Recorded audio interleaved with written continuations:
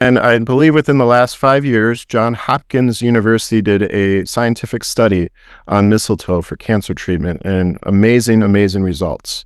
So ever since that study, mistletoe is now a confirmed way for receiving treatment. It's a prescription. You need a prescription, and there it is distributed by a pharmacy in the Wisconsin area.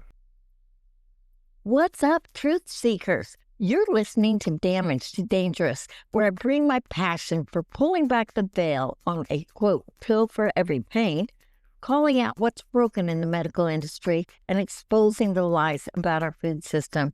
Let's walk in real healing to help those misdiagnosed, over-medicated, and spiritually stuck get their lives back, body, mind, and spirit. Food is medicine. You're not broken. You've just been lied to. It's time to wake up, get free, and become dangerously whole. So let's go. Hello, I'm excited to have you join us on another podcast, Damaged to Dangerous. And tonight I've got with me Timothy Fote. And Timothy and I have been friends for about 14 years. And when we started looking for the more of God, we kind of ran into each other. So I'm glad to have him on. And what I'm excited to share with you is things that, I wish I would have known before I was on many, many years of medication that there was a more excellent way. But I've learned a lot of things. And Timothy's got a story too of one of his family members getting freedom. So, Timothy, I want to welcome you on, and I'm excited to share this because, if it's happened to one person, it can happen for many. So, I just remember getting a phone call from you several years ago, and you said your mother was diagnosed with cancer. You want to take it from there? Sure. Yeah. Lynn, it's an honor to be here, be on the show. Thank you for the invite. I'm thrilled and passionate about this topic, and you have been partnered along the way with it all. So from that first phone call, it was about 3 years ago. My mother was diagnosed. I heard the news that she was diagnosed with stage 3 cancer that was going into stage 4, and the cancer was in her uterus. So that was the first shock of news of hearing all that. I believe my mom didn't tell me until the surgery was scheduled. Oh, wow. And she said, "Hey, I'm going in, and this is the situation." So she was really hopeful that the surgery would remove the cancer in her uterus, and yeah. So that was the beginning point of it all.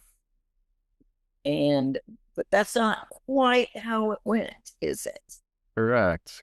So after the surgery, they did the scan of her body. Forgot the proper term. And they found the cancer as actually spread. So yes, the uterus was removed, but they found points in her lymph nodes and marking on her lung, and that those were classifications of needing to start immediate chemo and radiation. They said if we don't start it today, life expectancy is under 6 months. They said 3 to 6 months. Wow. Like those are the words nobody ever wants to hear, right? So did she start chemo right away? No, even though she said it felt very much forced upon her, saying like we need to start immediately. It was a rush. She put a stop and wanted to pause, and the biggest reason for her pausing with not proceeding with the traditional means of chemo and radiation is that her sister died of cancer when her sister was age 17, and her mom and dad died of cancer. Specifically, her dad died of prostate cancer. So all of her closest loved ones sat by their bedside and seen them all go through the rings of receiving chemo and radiation, and she was hesitant for that way of ending her own life. Yeah, well, I watched my grandmother go through chemo and radiation. I was a kid, probably junior high, and it was horrible to even watch. I can't imagine what it was like to go through it. And my parents tried to shield me as much as possible, obviously, but it was not fun. Yeah, yeah, They thought she was going to die several times because of the chemo. yeah. So, Yeah. so what happened? Another thing that really struck her as she was trying to make a decision is when she was asking her doctor, like, how does she know how much chemo to receive, the duration of the chemo, how much radiation? Um, her doctor said it's the same for everyone. So it's a package deal. You go this many times for chemo, this many times for radiation. Like it caught my mom really off guard, saying that this is the same routine for anyone with any type of cancer. Um, and that was a red flag for her. So yeah, she reached out. My mom proceeded to tell our family, my father and my siblings, that she does not want to go through chemo and radiation. It's not the way she wanted to um, bring a close to her life. Um, and so she wanted to explore other means of cancer treatment that does not involve chemo. Chemo was the biggest thing for her that she was a strong no for. No Well, for. I bet. Yeah. I bet. I mean, there aren't people lining up. I can't imagine. So your sister did some research, right? Yeah, yeah. Out of the family, my sister and I were the biggest supporters of her decision of looking at alternative forms of treatment.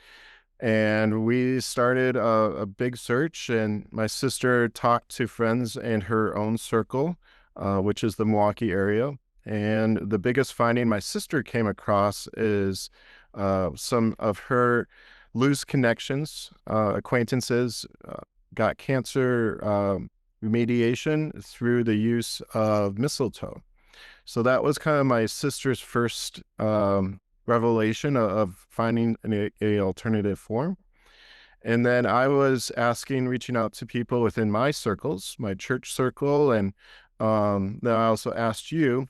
And during that time of asking, you and another person from my church within the same day, same 24 hours, recommended a doctor that was referred and referenced through Dr. McCullough.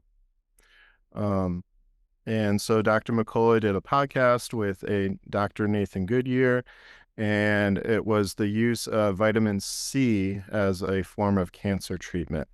That was the podcast. And both the individual from my church and you referenced that podcast. So we looked up Dr. Nathan Goodyear, and he was doing his clinic here in the Phoenix area in Scottsdale, Arizona. Oh wow. I didn't remember that. She brought that up. But Yeah. that's cool. So your family all journeyed to the Phoenix area. Yeah, yeah. So we found out that most of these alternative forms of cancer treatment is more accessible in Arizona due to Arizona law. And there were a handful of options here in Arizona. And we considered about three or four clinics in the area. And one of which was the one with the reference point with Dr. McCullough, Dr. Goodyear. And that particular clinic was the one we proceeded with after interviewing the various clinics. So my family, my mom and dad, within 2 or 3 days of making the decision, packed up their vehicle and came and moved and lived with me for the next 8 weeks. Well, my sister came across a few individuals who received treatment through mistletoe and had great success. And the onboarding doctor of the clinic here in Scottsdale, her specialty was mistletoe. So that was another confirmation that the onboarding doctor that my mom worked with here in Scottsdale, what mistletoe was her main reference point, her main thing that she studied. Right. So so Germany has been using mistletoe for cancer treatment for some time now. Right. The clinic here in Scottsdale in the past had to get all of their mistletoe shipped from Germany here for the treatment. And then I believe within the last 5 years, Johns Hopkins University did a scientific study on mistletoe for cancer treatment and amazing, amazing results. So ever since that study, mistletoe is now a confirmed way for receiving treatment. It's a prescription. You need a prescription, and there it is distributed by a pharmacy in the Wisconsin area. You need a prescription for mistletoe. That's interesting. Yeah, Yeah. it is. But it's helpful because you walk a fine line of having to pay out of pocket and things that insurance will cover too. So that is something that some Okay. insurance companies may cover. No. Okay. Well, that's progress. Yeah. So she did what? Vitamin C, mistletoe. Hmm. Yes. Yeah. So the clinic, most patients, they ask for a 7 week commitment. uh they don't want, because you go through a range of emotions, a range of things as you're going through all these, so they kind of want a firm 7 week commitment. And you the way this one was set up was 5 days a week. You check in at 8 a.m. and you're there till about 4 p.m. and Wow. 8 to 4 Monday to Friday.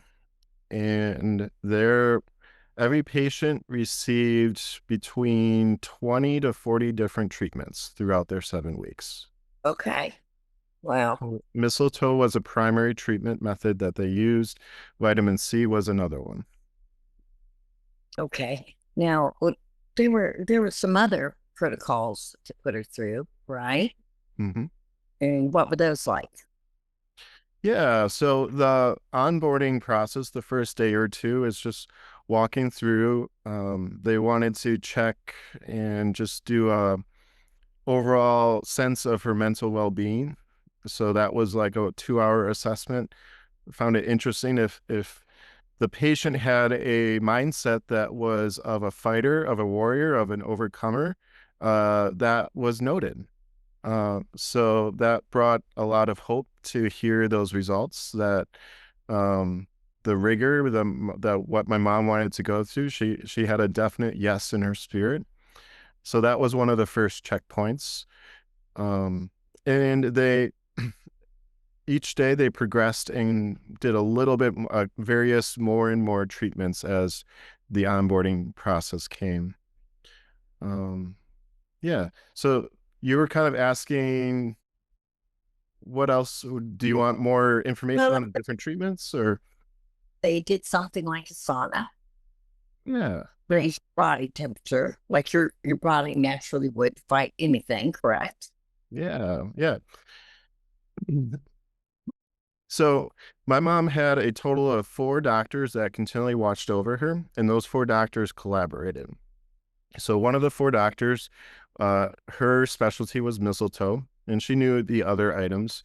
Another doctor was more of the infusions of the vitamin C. Another doctor was acupuncture, and then another doctor was more of prescription meds. So there are all of these medications that are on trial period that uh, are really directed for different types of cancer.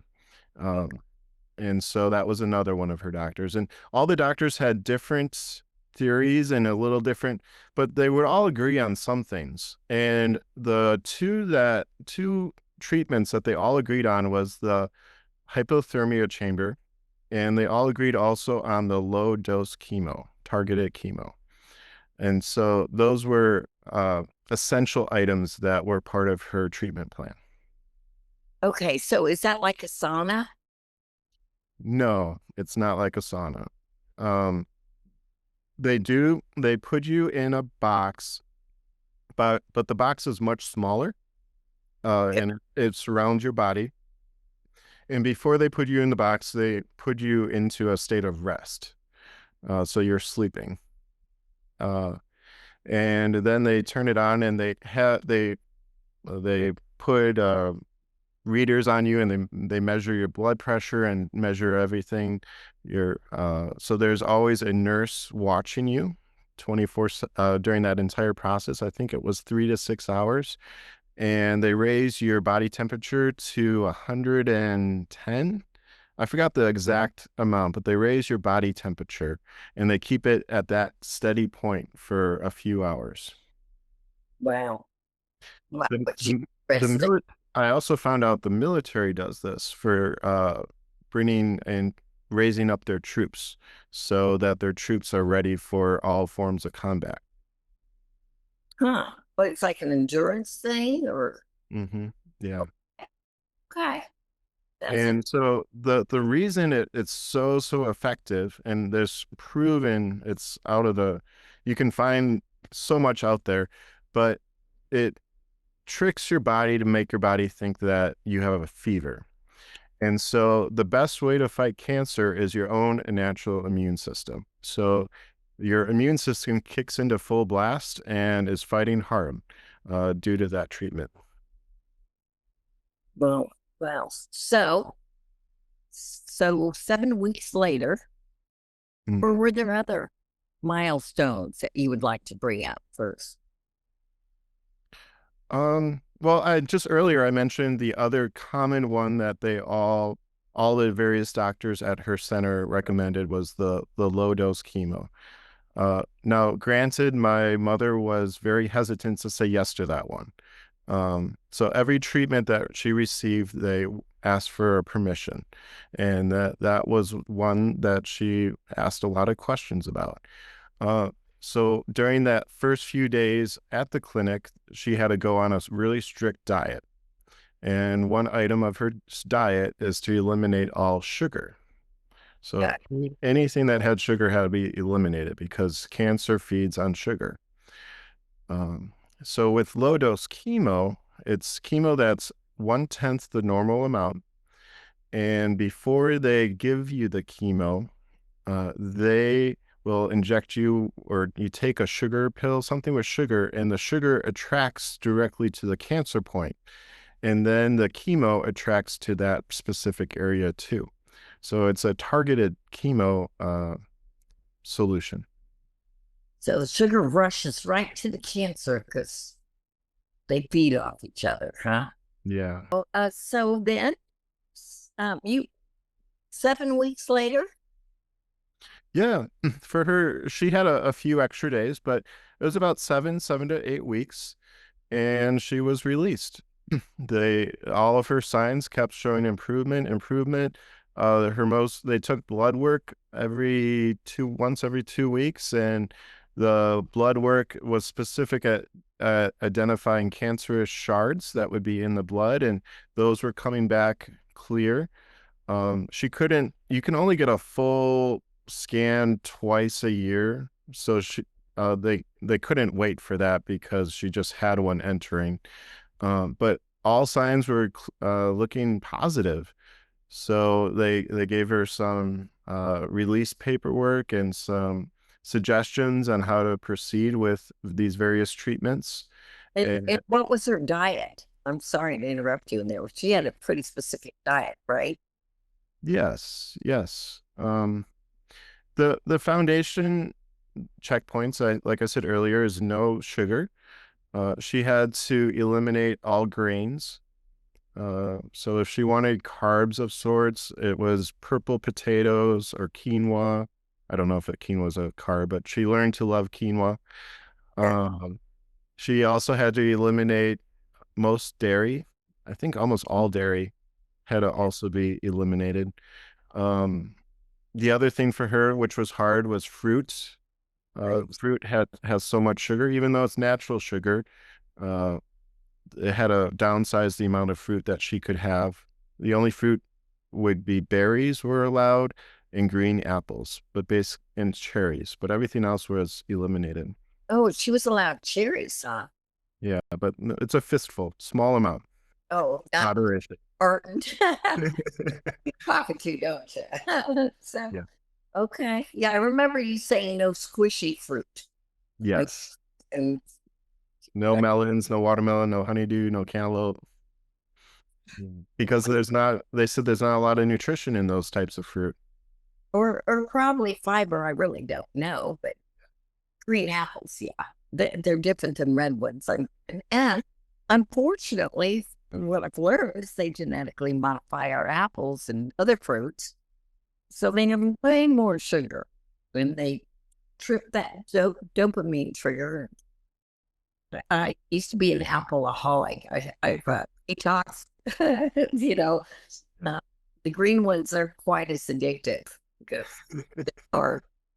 So, yeah. So anyway, she ended up going home. Mm-hmm. Yeah. Went home and got that full PET scan maybe 2 months later, and everything came back 100% clear. Uh, Wow. so she tapered off some of her treatments because there's different ways of getting off, and yeah, the very, very successful. She still stays in contact with one of her main doctors here in Scottsdale. And Okay. once every 2 to 3 months, she gets checked up, blood work done. And so it's 2.5 years later and still cancer free. Well, that's awesome. That's awesome. Um, and I hope that brings hope to other people too. You know, there, there is a way. When I talk to my sister about it, she always says that mom's not going to get cancer again. And I say, like, why are you so sure about that? And she's like, well, our mom is so rigorous with her diet. She's sticking to that diet. So the cancer has no place to come back in. When I hear that, someone within a family, an acquaintance, a friend of a friend, and uh, I I'm often quick to jump on the bandwagon and share about these other methods, other ways for uh, receiving healing from cancer. And yeah, I'm usually shot down pretty quickly, or not too much curiosity when I start sharing about my mom's journey. So uh, common questions that do come up as I start sharing, they usually revolve around finances. The cost is a Yeah. main concern. So when that comes up, they're like, "Oh, that's too expensive. So we'll just do what is covered by Medicare, Medicaid. That's what we can afford at this time." So that's a common excuse that I receive. And then other items like comments I receive is like, "Oh, what the," as I explain the treatments, they say, well, that's kind of like hocus pocus, kind of mystical sort of thing. And so they don't have a framework of sharing that these are medically proven means for cancer treatment. And seriously, non-toxic compared to the word chemo. Hmm. I mean, I don't know which C word would be harder to hear. Cancer or chemo. Or that's just a double trauma right there. So anyway. The the check-in process, when we were at the check-in, one of the doctors reminded us that chemo radiation, not specifically chemo, was created for war. It was Really? a chemical used for warfare. So he said the root reason for this chemical was for war, for gas, for whatever sort of war tactic to get rid of the enemy. And the doctor said, like, the Lord hasn't called us to go at war with our own body. Um, and so that statement really stuck to me at the heart of in knowing like this particular doctor was 100% against chemo. So Well, that's interesting because I've got a book that's out of print now. It's called Sugar Blues, or maybe it's called Sugar Blues, and it talks about how the British took over India back in the day for the sugar and opium trade, and then slaves to work those fields, and then they would feed their enemies sugar, and said it was just a matter of time till they defeated them, and it kind of reminded me or made me think of the Vietnam men that were given heroin and and sugar was used just like that. They would feed their enemies sugar, and then it was just a matter of time till they were defeated. And and here we are, addicted. Um, and it's just an interesting time we're in, isn't it? At war with food, with big pharma. Yeah. Uh, seems to be lethal. Yeah. The the doctors at the clinic, all of them are mentioned big pharma and how that's behind all of this stuff with chemo and radiation. Um, they said the only time they would ever recommend radiation is for bone cancer. That's the only time they see it somewhat effective. Very, and it's kind of like a last card that you pull. Yeah, unfortunately, I knew a young woman that had gone through some radiation, and she had radiation poisoning. Mm. I don't understand it. It was many years ago, and all I remember is she was sick, and it didn't look like there's a really positive way to get healed of that, or at least not that she knew of then. Of course, I've learned some things to detox your body from radiation, even as simple as Epsom salts or in like clay, Mm-hmm. those kind of things. Taking baths and those things will detox your body. I mean, I just know what I've read. You know, I'm certainly not a doctor, and I know you're not either. I don't give medical advice, and neither do you. But you know, I I I do get to read a lot of things, and I love to see the results of and hear stories like your mother's. Yeah. Back to that earlier item with talking to friends and other family members Yeah. who receive such a diagnosis, I always tell them get a second opinion, get a third opinion. Like it doesn't hurt. You're still early in the game. You don't have to rush into a decision. Uh, Often the normal doctors push you into making a decision quickly and instantly, and you don't have to do that. Place put a pause on it and search out and receive a couple other opinions, and your eyes will be open. So, Yeah. And that was wisdom on her part. And, people react to fear. mhm. So, but that's wonderful. That's wonderful. I remember hearing a story of a mutual friend of ours um, back in Illinois somewhere that had been diagnosed with cancer. And there was somebody that was suggesting that juicing would would help heal your body and help transform and give your body the defenses. And that's another thing I heard. Well, it's expensive. And I'm like, you won't need money if the chemo doesn't work, right? So, Yeah. Yep. but God, you're besides your health, it's kind of like all in Yep. or not or gone. It's scary. But no, thank you so much for sharing that. I pray this gives other people hope. You know, is there anything else you'd like to say before we go? Oh, I was often you hear the horrible, sad results of cancer, and